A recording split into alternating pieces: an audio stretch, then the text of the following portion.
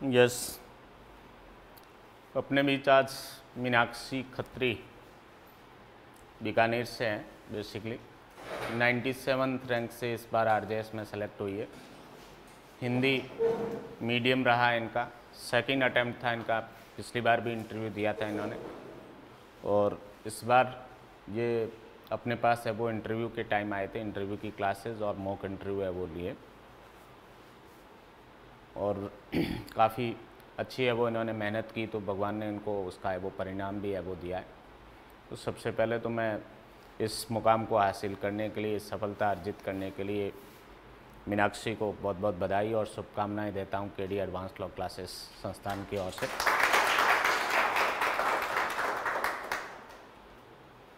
मीनाक्षी ने बीकानेर में महाराजा गंगा सिंह यूनिवर्सिटी से अपनी एलएलबी है वो कंप्लीट की 2017 में, 2017 में, और उसके बाद कंटिन्यू है वो एफर्ट्स किया जुडिशरी की प्रिपरेशन के लिए। 19 का पहला अटैम्प्ट था इनका, फर्स्ट अटैम्प्ट में ही इन्होंने इंटरव्यू दे दिया, और फिर कोविड के बाद 3 इयर्स आफ्टर ये एग्ज़ाम हुआ था, तो इसमें इन्होंने फिर है वो एफर्ट्स किया। इंटरव्यू के टाइम जो है, इंटरव्यू से पहले भी मुझे ऐसा लग रहा कहीं टेस्ट सीरीज़ में, कोई मॉक वगैरह में कहीं कहीं पहले भी मीनाक्षी कांटेक्ट में थी, बट इंटरव्यू के बाद 100% है वो। तो जब क्लासेस अपना स्टार्ट की अपने इंटरव्यू की, तब से रेगुलर क्लास में आ रही थी, और हमने काफ़ी है वो इनसे क्लास में भी क्वेश्चंस पूछे, देन मॉक इंटरव्यू में भी अच्छा एफर्ट्स किया, उस पर रिव्यू भी दिया कि ये चीज़ें आपकी जो कमियां हैं इनको आप और इम्प्रूव करिए ताकि इंटरव्यू आपका है वो बेस्ट हो सके। जब पहला मॉक इंटरव्यू था इनका, ह्यूमन राइट में इनका स्पेशलाइजेशन है, मानव अधिकार में, तो वो जब बायोडाटा मेरे पास आया तो मैंने देखा ह्यूमन राइट को, तो इनसे बहुत सारे क्वेश्चन मैंने ह्यूमन राइट से ही पूछे, और जो मेरे साथ बैठे थे इंटरव्यू बोर्ड में मॉक इंटरव्यू में, तो उन्होंने दूसरे लॉज और जीके वगैरह पूछा, मैंने भी पूछे थे जीके के क्वेश्चन, बट ह्यूमन राइट पे मैंने बहुत एम्फेसिस किया, क्योंकि यदि किसी का एलएलएम है और स्पेशलाइजेशन है किसी सब्जेक्ट में, तो उस एरिया में ही पूरा इंटरव्यू चलने के चांस रहते हैं, पूरा एंटायर इंटरव्यू आपका उसी टॉपिक पे चल सकता है। और चूंकि हाई कोर्ट जज है तो ह्यूमन राइट के एक्सपर्ट है, all constitutional rights are human rights, सारे के सारे जो संवैधानिक अधिकार है ये मानव अधिकार है, तो इसलिए वो बहुत अच्छे से जानते हैं। फिर वो इंटरनेशनल कन्वेंशन वगैरह उनमें, सॉरी कॉन्फ्रेंसेज वगैरह उनमें भी जाते होंगे, हाई कोर्ट जजेस, सुप्रीम कोर्ट जजेस वगैरह, तो वो इंडिया को रिप्रेजेंट वगैरह है वो करने के लिए जजेस का, वो वर्ल्ड लेवल पे भी कोई उनके कॉन्फ्रेंसेज वगैरह होते होंगे ऑनलाइन या जैसा भी है, उसमें भी बहुत सारी चीज़ें वो अपडेट भी रहते हैं इसमें। तो मैंने इनको ह्यूमन राइट के बारे में, मैग्ना कार्टा क्या है, बिल ऑफ राइट्स क्या है, यूएन चार्टर में ह्यूमन राइट्स से रिलेटेड क्या प्रोविज़न है, UN declaration on human right क्या है, 10 दिसंबर का क्या सिग्निफिकेंट है, then covenants on the human rights 1966, then human right protection act 1993, and then connection with the constitution. तो ये सारी चीज़ें इन पे मैंने रैपिड फायर किए, इन पर है वो ह्यूमन राइट्स के संदर्भ में 1 by 1 जो है वो क्वेश्चन पूछे, तो बहुत सारे क्वेश्चन में ये ब्लैंक रह गई क्योंकि वो एरिया तैयार नहीं किया था।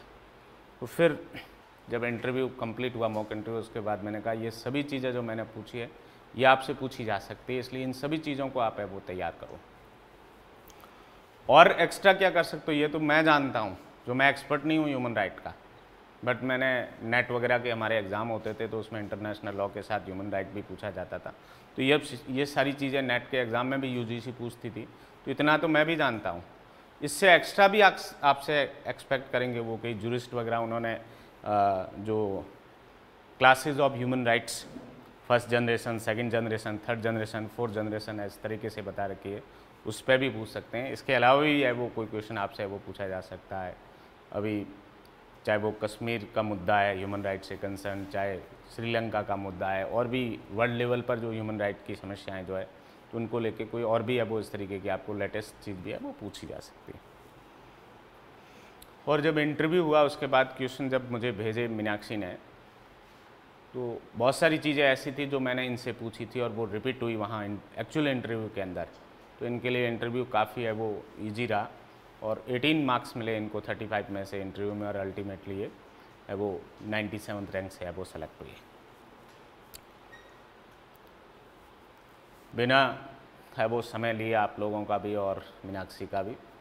मैं मीनाक्षी को है वो आमंत्रित करता हूँ कि वो स्टेज पे आए और इस संस्थान की तरफ से आपने जो ये सफलता अर्जित की इसके लिए एक प्रतीकात्मक सम्मान और स्वागत है वो वो प्रोग्राम रखा गया, उस सम्मान को आप स्वीकार करें और स्टूडेंट्स को मोटिवेट करें। आप आगामी जो तैयारी कर रहे हैं परीक्षाओं के लिए कैसे वो एग्ज़ाम क्रैक किया जाए। स्पेशली हिंदी मीडियम के जो स्टूडेंट्स हैं वो बहुत चिंताग्रस्त नज़र आते हैं कि ये सारी जो टॉप सीट्स है वो इंग्लिश मीडियम वाले ले जाते हैं, हिंदी मीडियम वालों का क्या होगा, सिलेक्शन होता है यानी। आज सुबह भी एक कैंडिडेट उनका मैसेज था व्हाट्सएप पे, हिंदी मीडियम से कितने क्या हुए। मैंने कहा हमारे यहाँ से तो 52 हुए, उसमें से 15 मुझे ध्यान है हिंदी में, हिंदी मीडियम से, और बाकी सारे सिलेक्शन में तो क्या रेशियो है। बट कितना भी है तो भी 120 में से 40 तो श्योर हिंदी मीडियम के है, 40 और 40+ जो है वो। ऐसा नहीं है कि हिंदी मीडियम का स्कोप है वो ख़त्म हो गया, हार्ड लेबर की आवश्यकता है। और जहाँ तक बात लड़कों को भी जो है वो चिंताएं होनी शुरू हो गई, क्योंकि लड़कियां वो लगातार पिछले जुडिशरी के 2-3 एग्ज़ाम में जो है 50% से ज़्यादा सीटें वो ले जाती है। जब 105 की वैकेंसी थी, हमारा सिलेक्शन हुआ था, उसके बाद उस 105 में से 73 या 74 है वो गर्ल्स थी, और अब वाली इस वैकेंसी में भी 120 में 70+ गर्ल्स है। 120 में से जो है 74, एग्जैक्ट आंकड़ा 74 होना चाहिए, तो 70+ है वो गर्ल्स स्टूडेंट्स है। तो गर्ल्स के लिए तो ये बहुत मोटिवेशन है, बट बॉयज़ के लिए थोड़ा डिमोरल करने वाला भी है। पर ऐसा नहीं है, गर्ल्स पढ़ती है, बच्चे पढ़ते नहीं है, टाइम नहीं देते प्रॉपर, तो इसलिए पढ़ने की ज़रूरत है। और जो पढ़ेगा वो सक्सेस हो जाएगा, और जो जीता वही सिकंदर है। बट सिकंदर बनने से पहले जो है उसके पीछे बहुत बड़ी लंबी है वो संघर्ष की कहानी होती है। आइए मीनाक्षी।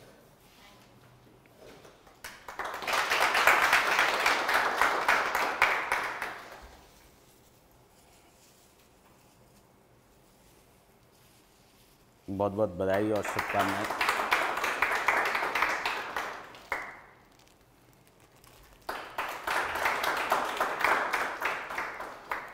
आप में से भी कोई गर्ल्स स्टूडेंट में से आना चाहे तो आप है वो स्वागत कर सकते हैं मीनाक्षी का। आइए, कोई वंदना, आइए आप आ जाइए।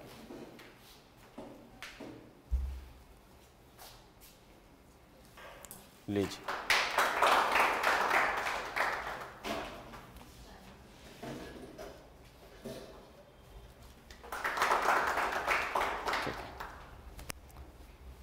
राहुल, आप थोड़ा बिन को हेल्प करो, माइक भी दो और ये उधर रखिए आप।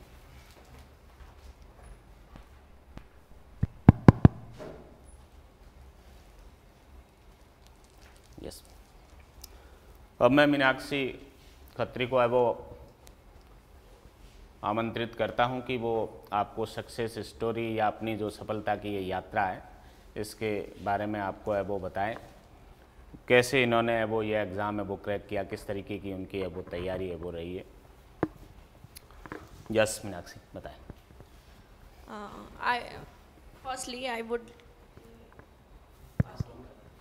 Firstly, I would like to thank respected sir and good morning all of you. बहुत अच्छा लग रहा है आपको मुझे कि आप सबको अपने सामने देखकर।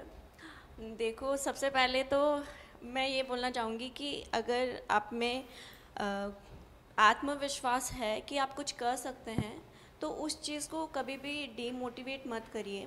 अगर आपने कुछ चीज़ सोची है तो वो ज़रूर अपने अपने डेप्थ को पहले देखा होगा कि क्या आप इस चीज़ को कर सकते हैं या नहीं, क्योंकि सबको पता है कि किस इंसान की कितनी डेप्थ है।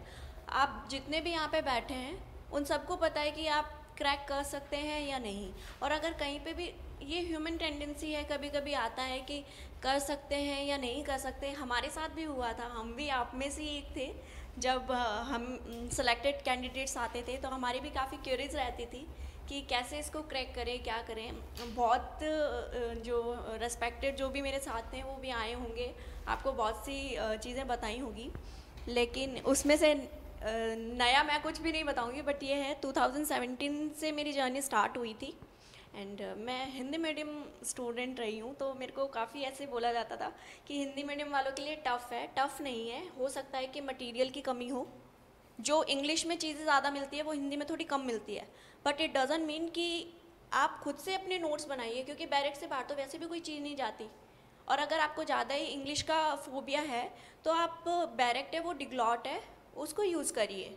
तो आपको कहीं पे भी कोई भी लैंग्वेज बैरियर आएगा ही नहीं। लैंग्वेज बैरियर का जो सबसे ज़्यादा रोल प्ले करता है, आई थिंक वो लैंग्वेज पेपर में होता है, जब आपका हिंदी और इंग्लिश होता है 50-50 मार्क्स का।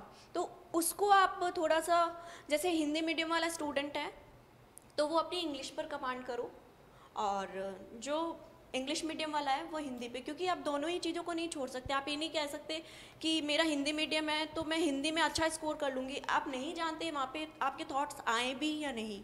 तो सबसे पहले आदत ये डालो कि आप कुछ भी ऐसा मटेरियल जो हिंदी इंग्लिश में आपको प्रोवाइडेड है तो वो उसको हमेशा साथ रखिए। मेरा जो शेड्यूल है वो मैं ज़रूर आप लोगों से शेयर करना चाहूँगी कि जैसे मेरे को मैं लॉ जब पढ़ती थी तो साथ में हिंदी और इंग्लिश के लिए मैं 1.5 घंटा रखती थी। 3 घंटे वो मेरे कहीं पे भी नहीं जाए, मैं ये ट्राई करती थी, है ना। तो उसको हमेशा अपने उसमें रखिए शेड्यूल में, क्योंकि जब लास्ट में आप इसको देखोगे तो फिर आपको बहुत सारे चैलेंजेस सामने आएंगे। हो सकता है आपके स्पेलिंग एरर्स हो, हिंदी में भी हो सकते हैं, इंग्लिश में भी हो सकते हैं। तो उस चीज़ पर फोकस अभी से करना स्टार्ट करिए। आप ये मत सोचिए कि अभी मैं प्री का ही करूँगी या अभी मैं सिर्फ मेंस पे, क्योंकि अगर मेंस पे ज़्यादा फोकस करेंगे तो प्री निकालना मुश्किल हो जाएगा। ऐसे मेरे साथ वालों के साथ हुआ है। तो मैं ये बिल्कुल भी सजेस्ट नहीं करूँगी कि आप, लेकिन पैरेलल चीज़ों को लेके चलिए, अपना डेली का शेड्यूल बनाएं। मैं आपको ये बोलूँगी कि डेली का शेड्यूल ही बनाएं, कोई हफ्ते भर का बनाता है, जो भी आपके लिए कन्वीनियंट हो आप वो बनाओ, बट उसमें हिंदी और इंग्लिश का पोर्शन आप ज़रूर भी रखिए, चाहे वो प्री का हो चाहे वो मेंस का हो।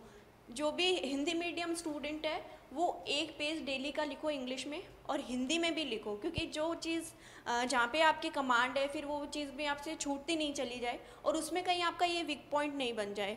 मेरे को अच्छे से याद है 2019 में मेरे पास कोई प्रॉपर गाइडेंस नहीं थी। मैं फर्स्ट हूँ, मेरे जनरेशन मेरा फर्स्ट है लॉ में, तो कोई प्रॉपर गाइडेंस मेरे को थी नहीं। तो I got only 13 marks in English and now I got 26 और 25 marks। तो इसको मैंने अपनी जो वीकनेस है, पहले तो आप अपनी वीकनेस को ध्यान में रखो कि क्या क्या वीकनेस है। सबको पता होता है कि क्या वीकनेस है, अगर हिंदी मीडियम वाला है वो इंग्लिश में, इंग्लिश वाला है वो हिंदी में। तो इस चीज़ पर बहुत ज़्यादा फोकस करिए।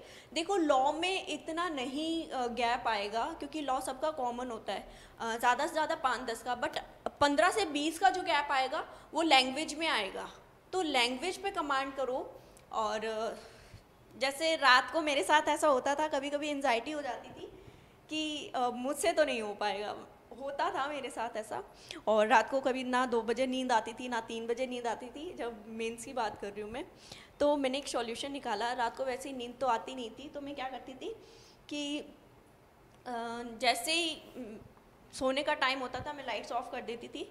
और मैं जो भी यूट्यूब पे अवेलेबल रेस्पेक्टेड सर के काफ़ी वीडियोस आपको मिल जाएंगे, या जो भी प्लेटफॉर्म आपको अच्छा लगता है, वैसे सर ने सारा करवा रखा है, तो उसको आप देखो, मत देखोगे तो आंखें भी दर्द होगी रात को, है ना। आप ईयरफोन्स लगाओ और जो भी रैपिड रिवीजन आप कर सकते हो वो करो। उससे 2 चीज़ें होंगी, कंटेंटमेंट मिलेगा कि एक तो आपका एक जो सब्जेक्ट है वो तैयार हो गया, दूसरी चीज़ ये कि आपका टाइम वेस्ट नहीं हुआ। टाइम वेस्ट जैसे ही होगा आप बौखला जाओगे, जैसा मेरे साथ होता था।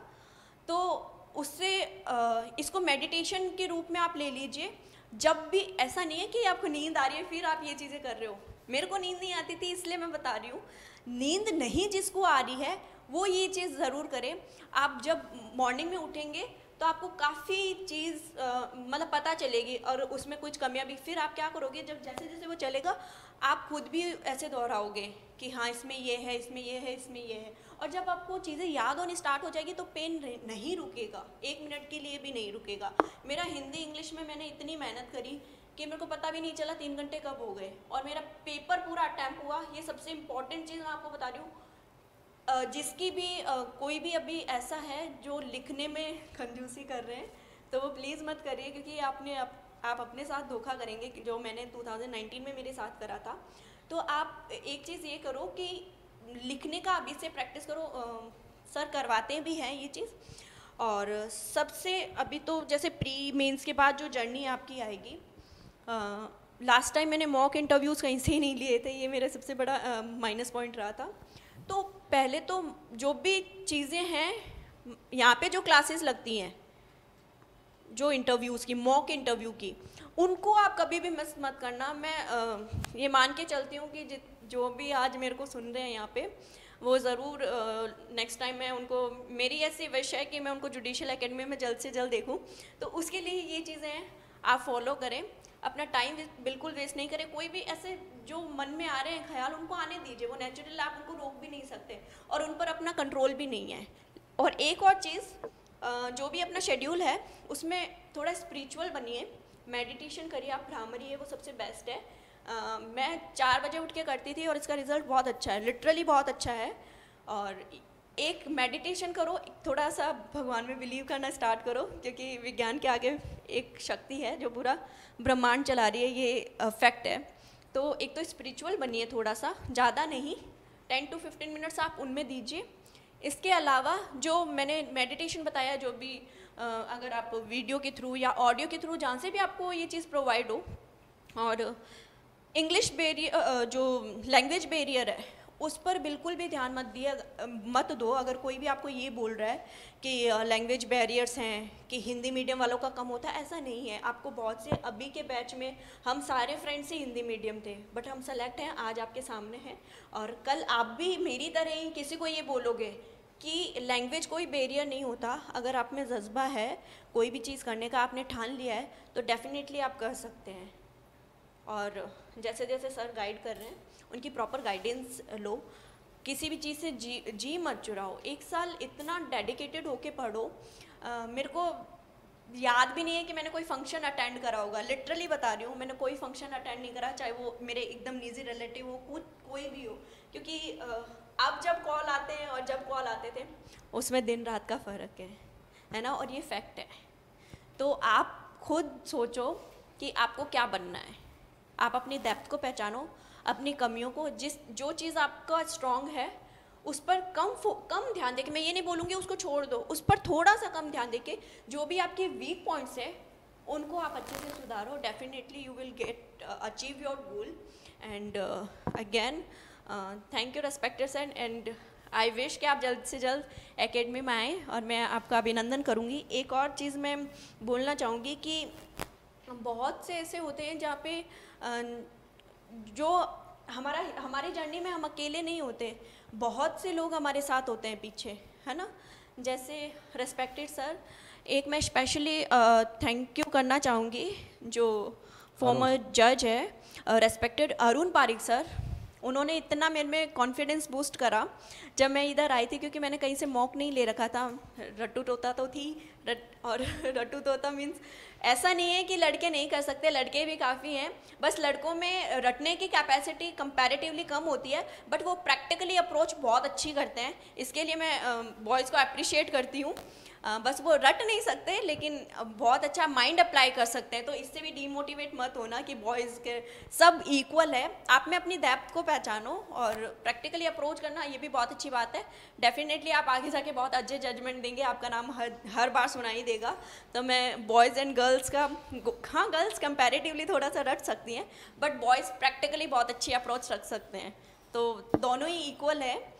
और अरुण पारिक सर, जो भी यहाँ पे रेस्पेक्टेड सर आए थे, स्पेशली संजीव सर, बहुत अच्छे हम लोगों को टीचर्स मिले, और उनकी जर्नी से हमारी जर्नी इतनी कंप्लीट हो गई कि मैं बहुत शुक्रगुजार हूँ कि मेरे को ये मंच मिला सबको थैंक यू बोलने के लिए और आप सबसे रूबरू होने के लिए। इसी के साथ thank you so much. Thank you. बैठिए।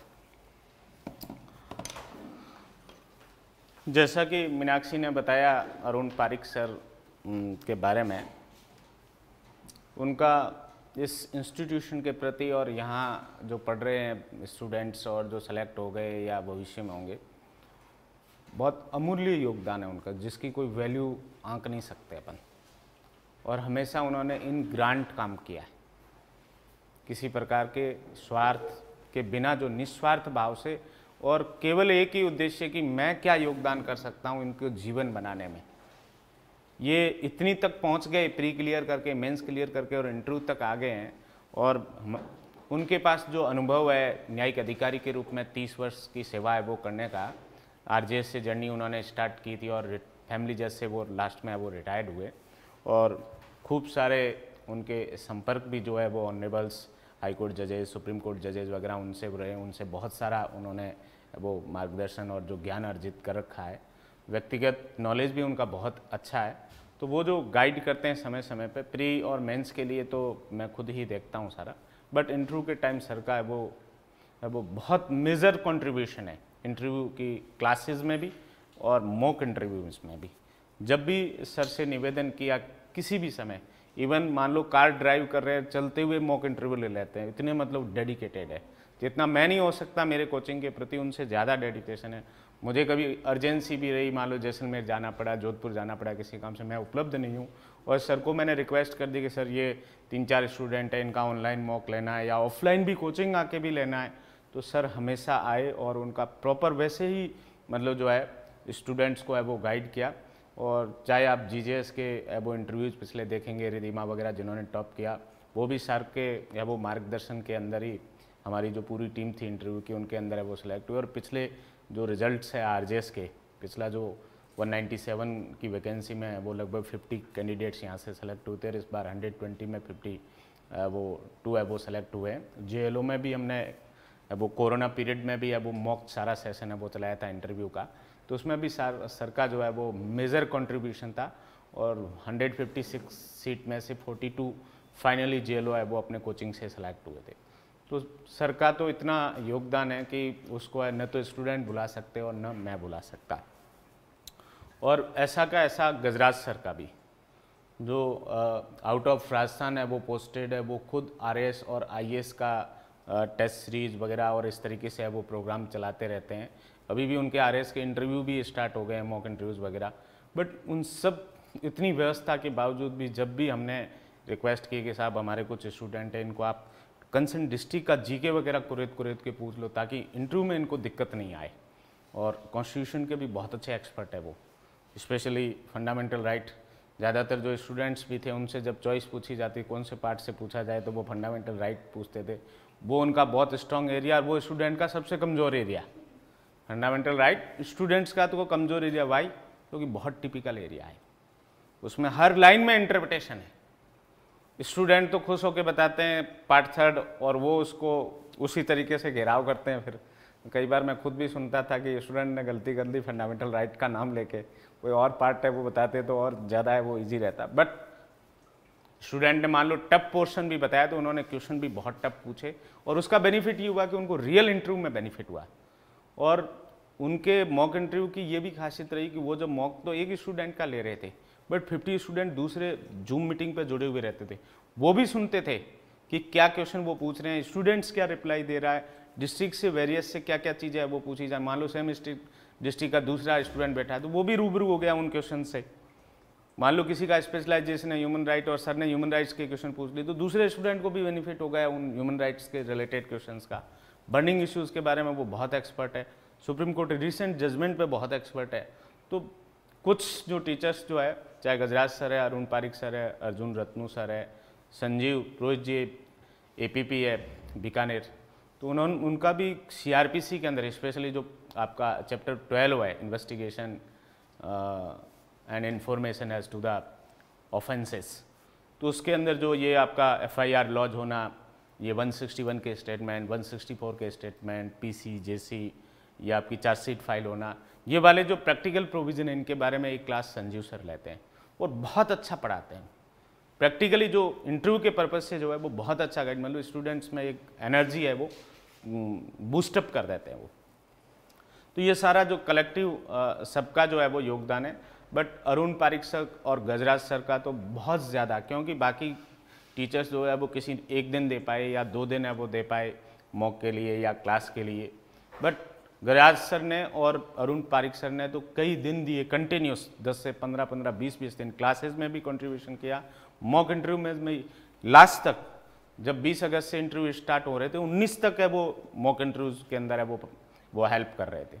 तो उनके लिए मैं भी है वो मेरी तरफ से भी है वो केडी एडवांस लॉ क्लासेस की तरफ से भी उनका थैंक यू है वो कहना चाहूँगा। और मैं शब्दों में उनके कंट्रीब्यूशन को है वो व्यक्त नहीं कर सकता, इतना उनका है वो मेजर है वो कंट्रीब्यूशन। तब सर 6 तारीख की जो रिट थी तब तक सर निस्वार्थ बच्चों के साथ लगे हुए थे, ये मैं मेंशन करना भूल गई। और स्पेशली जब सर को पर्सनली भी स्टूडेंट जैसे मैंने भी बहुत बार कॉल करा तो उन्होंने काफ़ी बूस्टअप करा और इतना मेरे में कॉन्फिडेंस बूस्ट हो गया कि जब ऑनरेबल जस्टिस के सामने मेरा इंटरव्यू चला तो मेरे को यही लगा कि मेरा मॉक ही चल रहा है, इतना ईजी इतना स्मूथ कि। और जैसे सर ने ह्यूमन राइट्स के जो जो पूछे थे मेरे को ऐसा लगता है कि केडी जायन सर ही बैठे थे उधर और मैंने बहुत स्मूथली दिया था, बहुत ज़्यादा स्मूथ। और अरुण पारिक सर जब भी आप कॉल करेंगे, जब भी आपको उनसे मिलने का मौका मिलेगा, आप खुद देखना वो एक अलग ही शख्सियत है।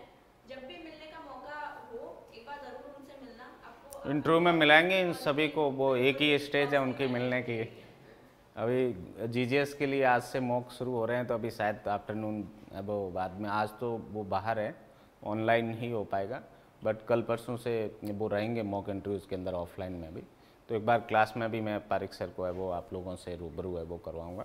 बहुत भले इंसान है, जेंटलमैन कह सकते हैं उनके लिए एक ही शब्द। मीनाक्षी अगेन बहुत बहुत बधाई और शुभकामनाएं इस अचीवमेंट के लिए। स्टूडेंट्स को आगे ऐसे ही मोटिवेट करते रहना, जहाँ कहीं भी वो आप सेवा करो तो अच्छे न्यायिक अधिकारी के रूप में कार्य करना, आपका भविष्य और उज्जवल हो, फटाफट आपके प्रमोशन ACJM DJ कैडर तक और जो मैक्सिमम अचीवमेंट या जहाँ तक भी आप वो आप जा सकते हो इस फील्ड के अंदर, ईश्वर है वो आपकी सभी वो आकांक्षाएं और मनोकामनाएं वो पूर्ण करें।